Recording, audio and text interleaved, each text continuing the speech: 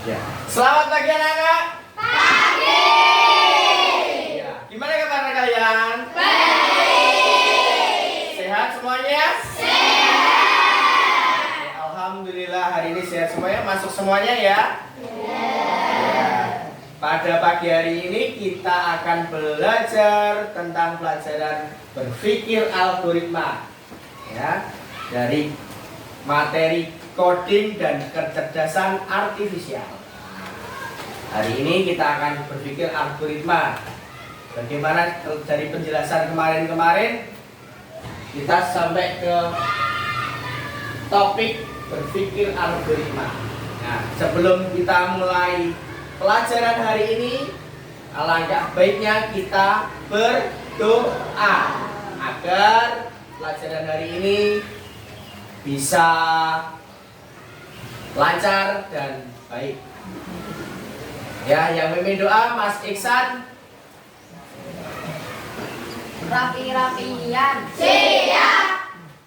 Mana rapimu? Ini rapiku. Berdoa dimulai.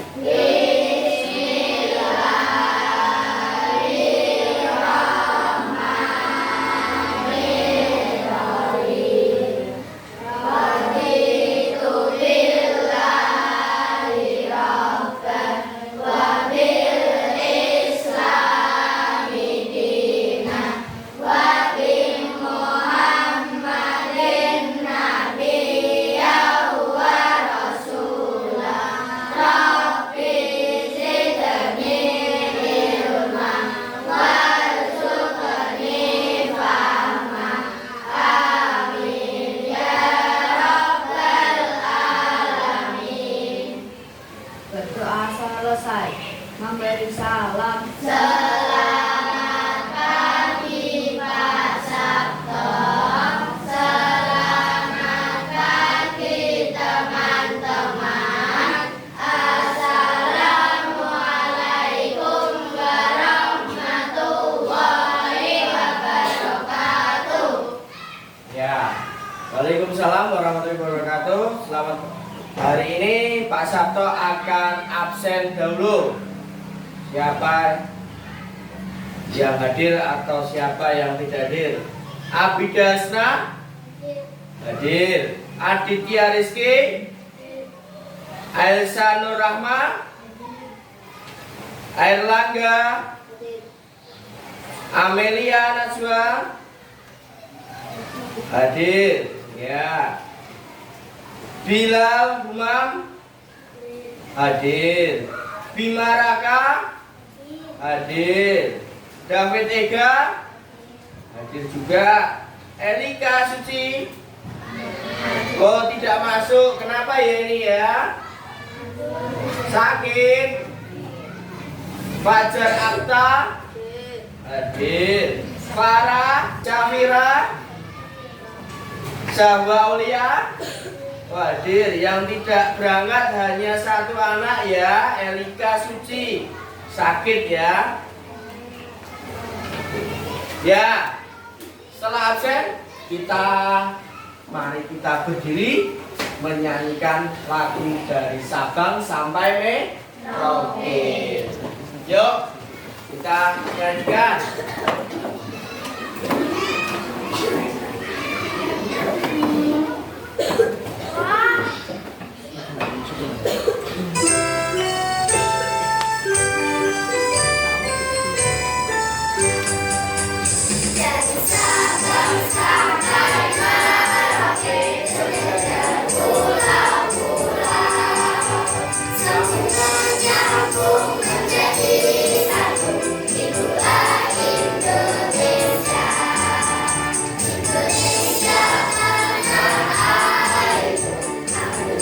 Janji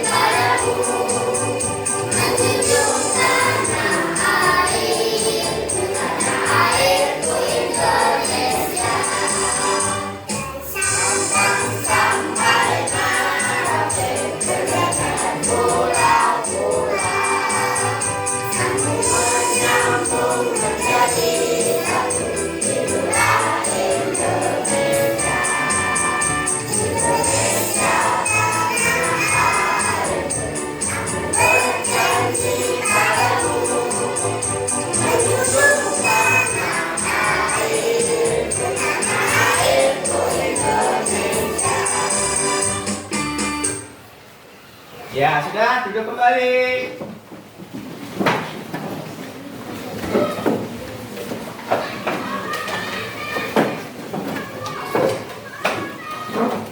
Ya.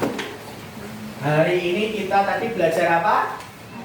Algoritma. Nah, tujuan pembelajaran dari algoritma yaitu siswa mampu menjelaskan pengertian berpikir algoritma dalam kehidupan sehari-hari. Kemudian siswa mampu menyusun langkah-langkah secara logis dan berurutan. Kemudian yang ketiga, siswa dapat mengenal konsep algoritma dasar melalui praktek langsung. Maknya. Jadi ada 3 tujuan pembelajaran di sini yang nanti menjadi ketercapaianmu dalam belajar berpikir algoritma. Ya, sekarang nanti algoritma itu bagaimana? Ya, nanti kita akan belajar algoritma. Apa itu algoritma? Itu. Sebelum itu, marilah kita ice breaking dahulu. Yuk, biar ada semangat. Ya, bisa? Yuk, ya seperti yang kemarin Pak Sabto ajarkan. Ya, tepuk 1, tepuk 2, tepuk 3, tepuk 4. Yuk sekali lagi. Tepuk 1, tepuk 2, tepuk 3, tepuk 4. Ya, tepuk tangan buat semuanya.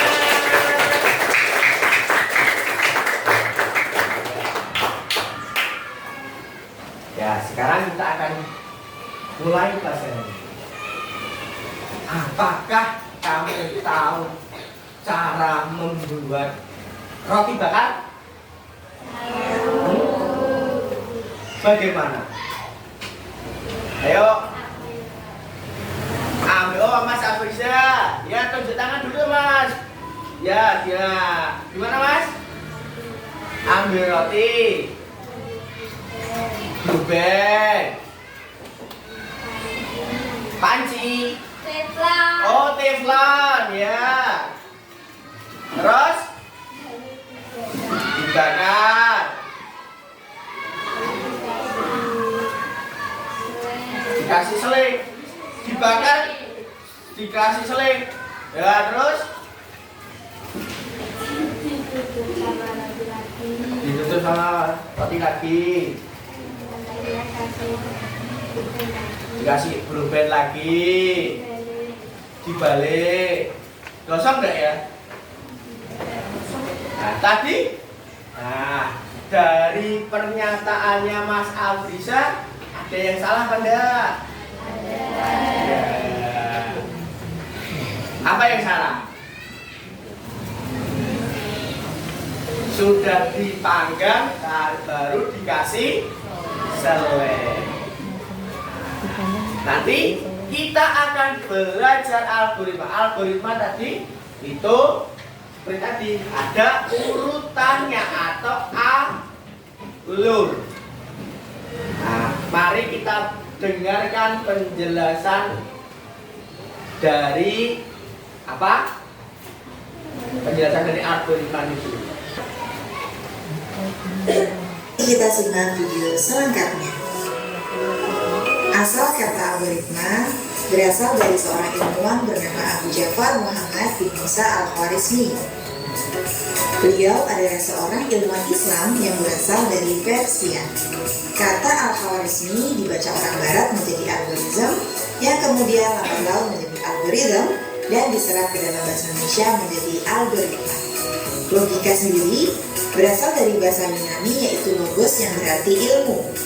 Logika dapat diartikan ilmu yang mengajarkan cara berpikir untuk melakukan kegiatan dengan tujuan tertentu.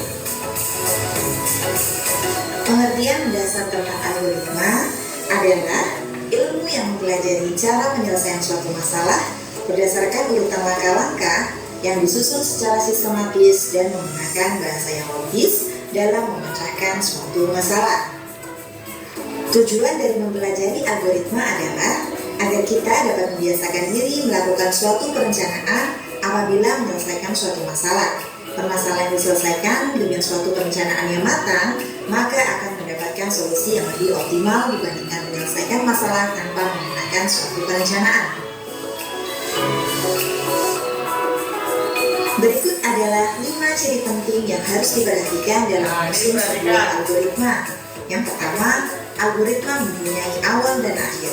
Yang kedua, memiliki instruksi yang jelas dan tidak ambigu, yaitu maksudnya setiap langkah harus didefinisikan dengan tepat sehingga tidak memiliki makna ganda. Yang ketiga, memiliki masukan atau input atau disebut juga dengan kondisi awal. Yang keempat, memiliki keluaran atau output yang disebut juga dengan kondisi akhir. Dan yang kelima adalah algoritma harus efektif. Setiap langkah harus sederhana dalam waktu yang tidak terlalu panjang.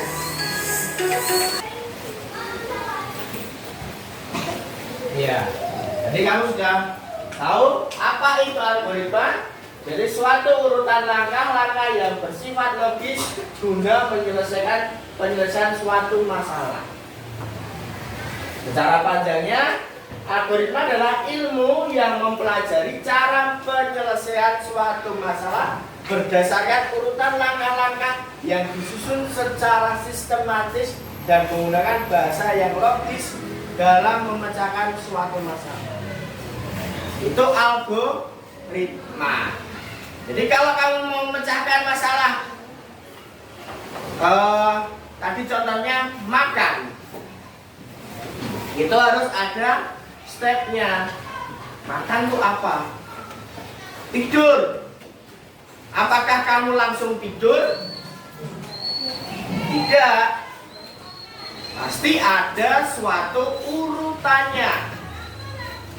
Ganti baju tidur, cuci tangan, cuci kaki, berdoa, kemudian tidur. Dalam algoritma ini juga bisa apa? Berulang. Ya, bisa ada perulangannya.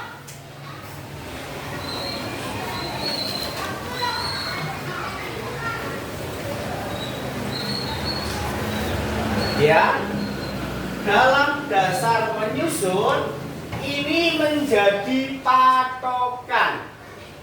Ya, yang pertama memiliki awal dan akhir.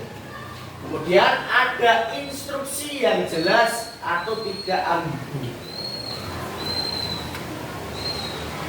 Misal tadi yang roti bakar, kan instruksinya tidak jelas. Ambil panci. Loh, panci apa ya? Begitu. Kemudian ada inputan atau masukan sebagai kondisi awal. Memiliki keluaran output sebagai kondisi atau kondisi akhir. Jadi awalnya apa? Akhirnya menjadi apa? Kemudian algoritma harus efektif. Setiap langkah harus sederhana dalam waktu yang tidak terlalu panjang. Jadi nyuruhnya, perintahnya jangan bertele-tele, jangan panjang sekali. Perintahnya, kamu ambil buku lewat Jowarse, lewat Johar dulu, kemudian baru ke Pedurungan Kidul 3. Wah, muter-muter toh. Padahal perintahnya cukup jelas. Ambil buku, kemudian kembali ke kelas.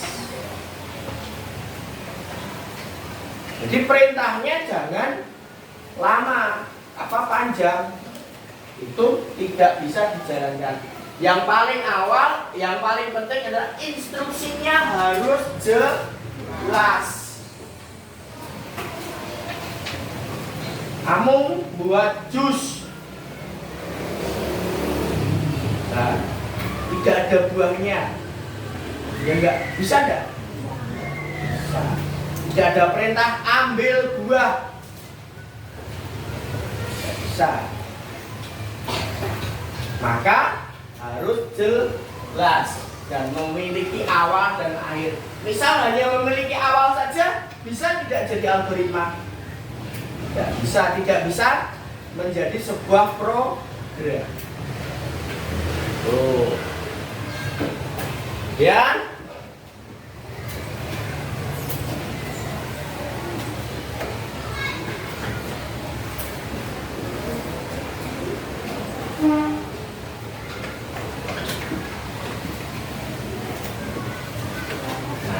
Dalam algoritma penulisannya kalimat deskriptif dan flowchart, diagram alir.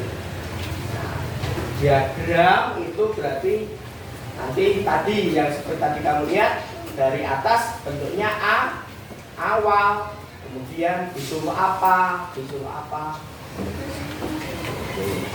Ada apa Mas Rizky kok ketawa-tawa? Oh, ya. Perhatikan dulu ya. Ya, Mas Amrisa juga ya. Kemudian kalau kalimat deskriptif hanya berupa tulisan. Tadi judulnya Pak Sabto mana ya? Oh, enggak ada. Oh, nih. Kalau flowchart tadi berupa awal.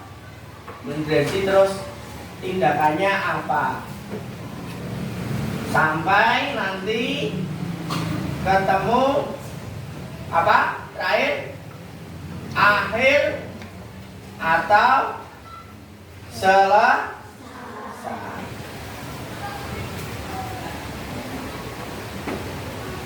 Jadi intinya ada dua ini. Jadi kalimat deskriptif ada notasi penulisan algoritma menggunakan bahasa deskriptif dengan menggunakan bahasa natural atau bahasa sehari-hari.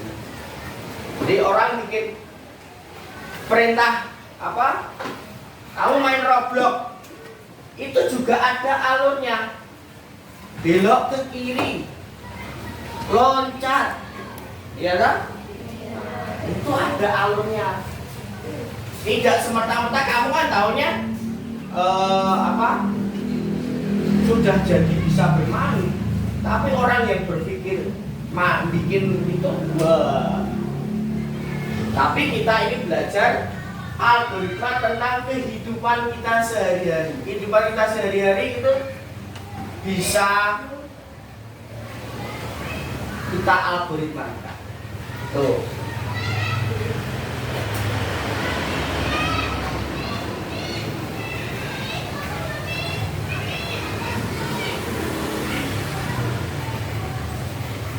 Nah, nih. Contohnya algoritma deskriptif dengan permasalahan sehari-hari makan. Pertama mulai cuci tangan, menyiapkan peralatan piring atau sendok dan lain-lain. Ambil nasinya, ditaruh di piring. Ambil lauknya, ditaruh di nasinya. Ambil air, baca doa, makan, cuci peralatan makannya, tas. Ini secara deskriptif. Nanti ada tugas buat kalian juga secara kelompok. Kalian bikin alur deskriptifnya dengan permasalahan yang nanti Pak Sabto berikan.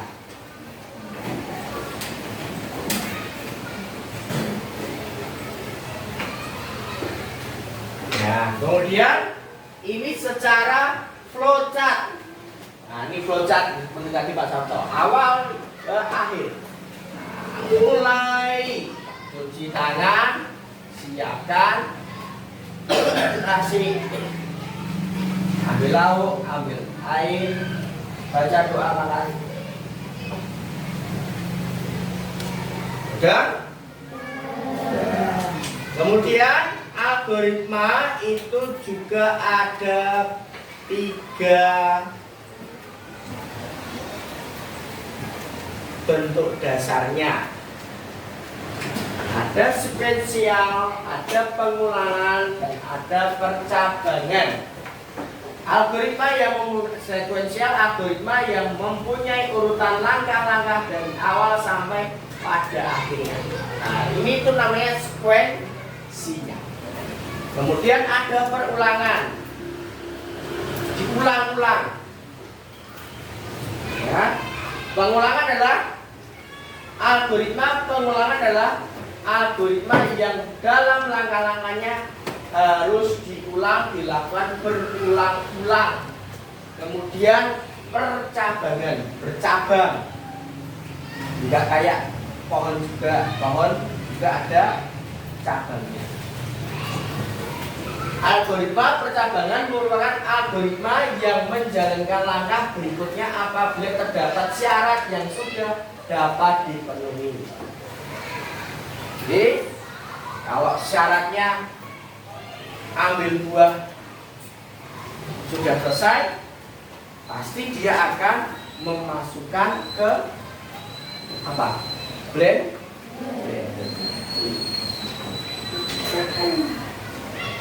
Ya, udah dari penjelasan algoritma ini. Ya, yang seperti tadi, tepuk 1, tepuk 2, tepuk 3, tepuk 4. Pak Sato akan memberikan tugas. Tugasnya kelompok, mudah kok.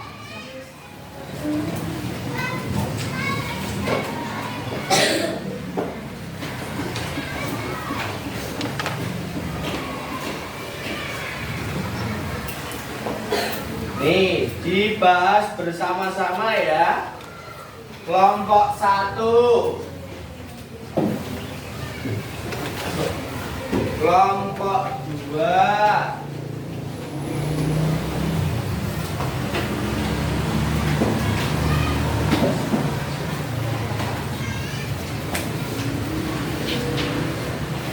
kelompok 3,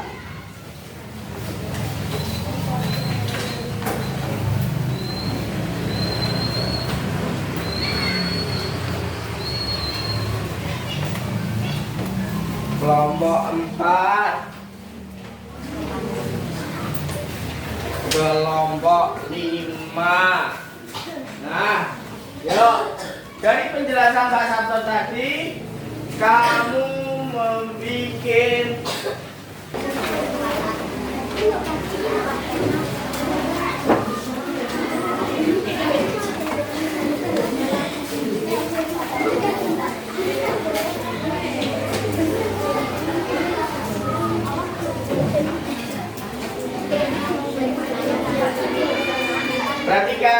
perhatikan.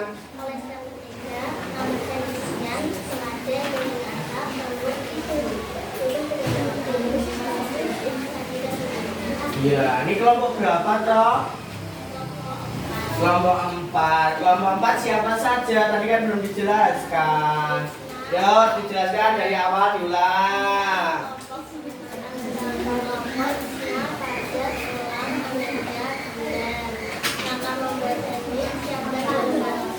Ya.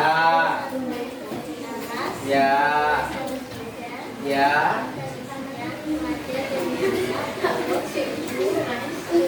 Ya, kelompok lainnya memperhatikan. Ya.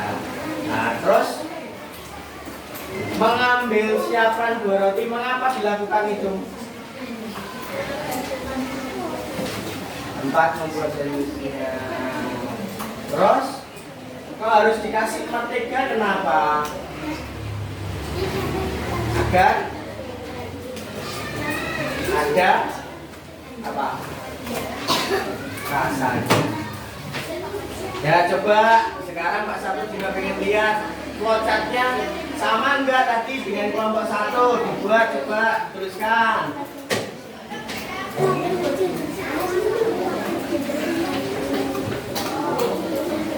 Coba terus lagi. Terus lagi. Ayo yang lain jangan ngobrol.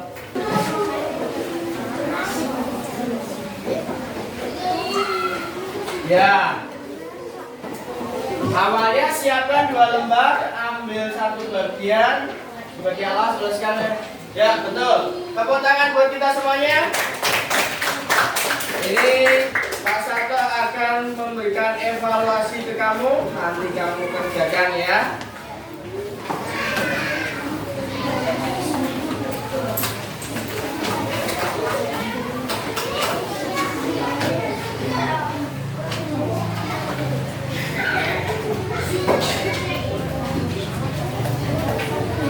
Ya.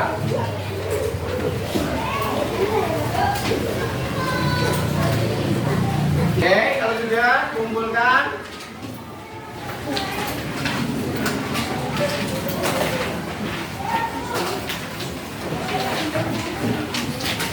Ketua kelompoknya mengumpulkan, yuk.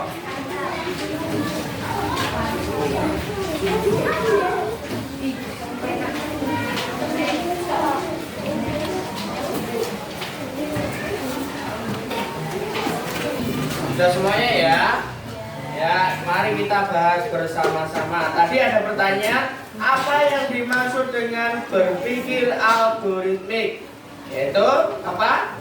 Menyusun langkah secara logis dan berurutan. Kemudian yang kedua, pertanyaannya, langkah pertama dalam membuat sandwich adalah siapkan roti.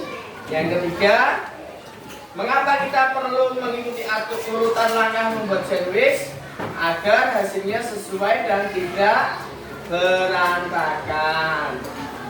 Yang keempat, berpikir algoritma membantu kita dalam menyelesaikan masalah secara acak.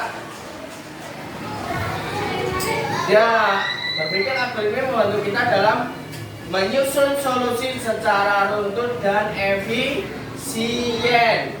Yang terakhir, jika kita menambahkan isian sebelumnya roti, maka prosesnya tidak logis. Ya, tepuk tangan buat semuanya. Kita simpulkan dari pelajaran hari ini adalah berpikir algoritmik sama dengan berpikir sistematis dan berurutan. Terus dapat diterapkan pada hal sederhana hingga kompleks. Nah, penting untuk memecahkan suatu masalah. Itu penting. Jadi semua langkah apa yang kamu lakukan itu algoritmik. Sekarang Pak Sabto tanya, bagaimana perasaanmu? Hah? Perasaanmu pada saat ini gimana? Menerima pelajaran ini gimana? Senang. Siapa yang enggak senang? Hah?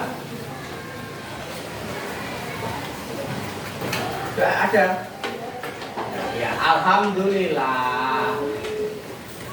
Oke, karena kita sudah selesai pelajaran hari ini, marilah kita tutup dengan doa. Pak Natasya pimpin doa. Siap.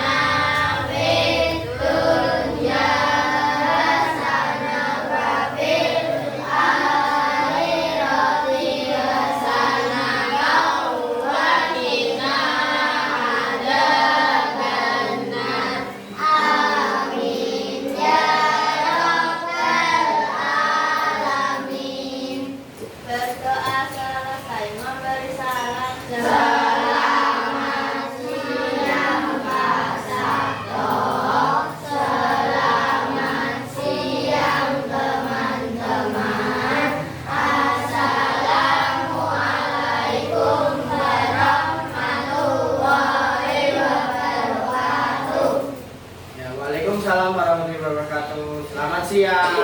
Siang.